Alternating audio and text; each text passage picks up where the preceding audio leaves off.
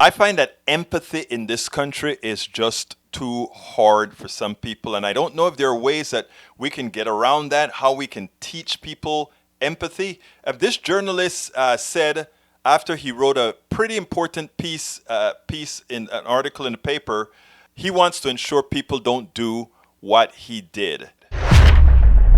David, I want to start with you. You wrote a pretty powerful sort of first-person essay, if you will, about what you've learned about institutional racism and how you attempt to explain it to white America. I could sum it up in 4 words. Don't be like me. And by that I mean, when I first began to learn about terms like systemic racism or institutional racism, I kind of took it like a lot of Americans do as an attack. David, you're racist, or the employer you work for is racist. And I had a much more rosy view of what America was and what the American experience was. And then something very dramatic changed in our lives. We adopted a beautiful young girl from Ethiopia, and our family became multiracial. And our experiences changed dramatically. A trip to the mall, we couldn't guarantee was going to be routine anymore. A trip to the neighborhood pool, we couldn't guarantee was going to be routine anymore. And then we faced vicious online racism during the 2016 election. And what began to open my eyes was this understanding that, wait a minute, you don't take 345 years of legally sanctioned racism in a country that was often enforced by violence, remove it finally by the Civil Rights Act of 1964, and then in the ensuing 56 years, solve everything. And where we can say, look how far we've come. Yes, we've come far, but we should also say, look how far we need to go. And the point of my piece was to say, and it shouldn't have to take having a multiracial family to reach that conclusion. We should listen to the testimony and understand the experiences of people and believe what they're saying about their lives and respond accordingly.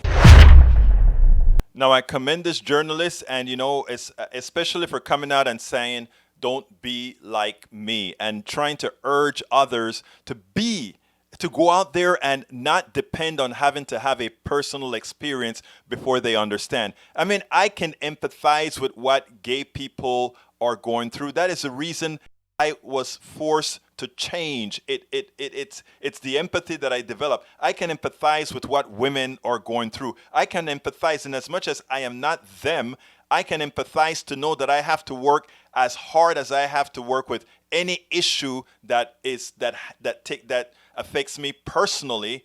I know that an issue that affects them personally, I must be just as fervent for. It shouldn't take us a personal experience, which we will never be able to have for most issues that we support, to get us on the right track. But to that journalist, he did a good job in coming out and saying, forgive me, don't be like me.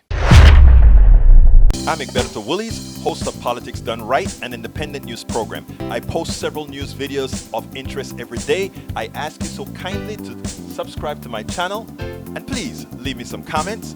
Thank you very much.